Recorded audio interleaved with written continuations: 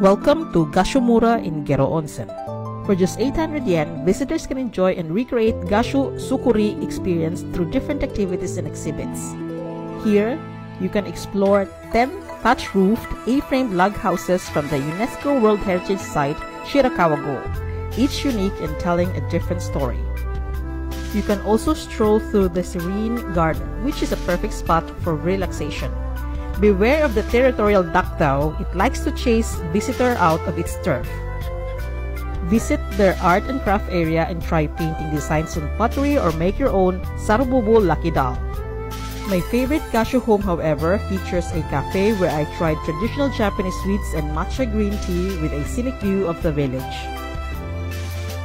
And for kids and kids at heart, don't miss the slide. It's fun for all ages. And of course, pick up some unique souvenirs to remember your visit.